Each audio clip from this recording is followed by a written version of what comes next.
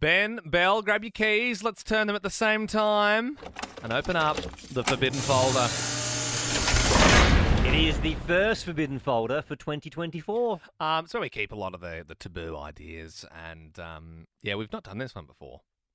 Prison Break, not the TV show, but Great TV show. Yeah. Did you watch it? I loved it. Oh. I watched the first couple of seasons. Yeah, the fourth season isn't very good. The 1, 2, and 3 are all good. What's that guy's name? T-Bone. Teabag. Teabag. Yeah, that's the one. Teabag. Teabag. And he Yeah. puts his pocket out and he gets the glass That's to hold not his very pocket. Yeah. threatening name. He's Oh, very no, threatening. it's He's Teabag. scary. If you watch it anyway. It's chamomile. Well, look, we are joined now by someone who's done exactly that. Danny Shannon is a reformed drug addict and a prison escapee. Danny, how did you do it?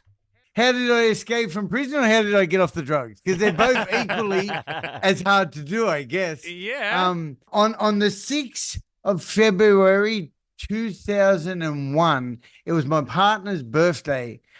She actually also had a big bundle of my cash on the outside, and I'd spent around about 18 months in that same prison, and I'd spotted this weakness in the security of the fence that was just itching at me to sort of give it a try and a nudge to get out. As I said, my partner had a big bundle of my money, and it was that day I give her a phone call and I said, listen, Michelle, if I could come home tonight, would that be okay? It's like I wanted her permission, and I'm sure she just rolled her eyes. I was part of this like religious program that was held in the visiting areas. I used to attend that event because I used to have really good coffee and biscuits. That's why I went. At the end, everyone's in there holding hands, saying a prayer or something, and I've ducked out the back and shimmied my way up this 24-foot fence. And because at the top of these fences, right, there's a big 4-foot barrel that leans over, so it makes it impossible to get over it. But this spot of the jail, there was 2 barrels met each other, so one had to lean the other way. I'm still in the middle of the jail, but I've still got about 75 meters to get along that fence to get to the perimeter. And as I was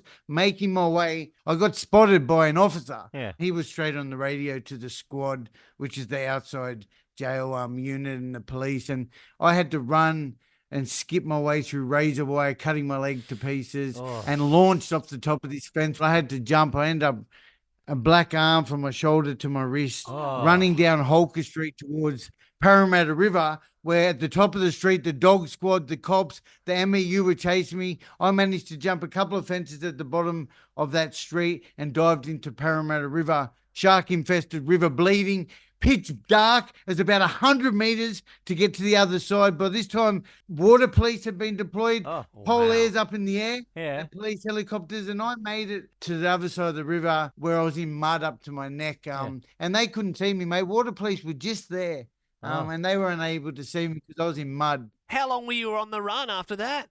It's such a romantic story, right? Because I left with the missus, and I got caught on Valentine's Day, so the 6th of February, and I got thrown into the Perth Watch House on Valentine's Day, and I always talk about how romantic that was, you know, me and my partner. She got done for harbouring, so she was locked up too, bless her.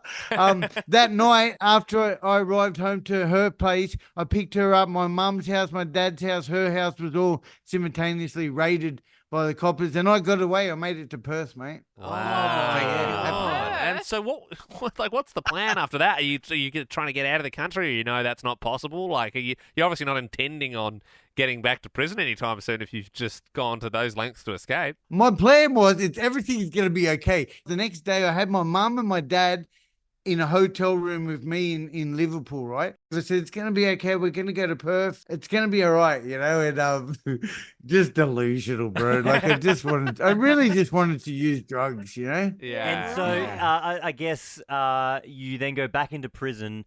How long are you back in prison for? And then how'd you get off the drugs, Danny? Yeah, look, I spent the next 4 or 5 years back in prison. But in 2009, after around 49 attempts at getting clean and sober, jails, institutions, this is the turning point. This is the day my life changed forever. I was standing at Town Hall Station. To my right was King's Cross. That's where I was going to buy some heroin and some cocaine. I knew what would happen. I'd end up back in prison, back in rehab, dead, but I didn't know what would happen if I didn't, you know. And across the road was the bus that took me back to rehab that day. And for the very first time that day, I made a different decision that day. I did not get on, and one foot in front of the other, one day at a time. Ever since, I've continued to move forward. I work my ass off. I'm not saying it's been easy, but it's definitely been worth it. And today I'm blessed to be 14 years, 4 months, and 2 days since I've had a drink or a drug.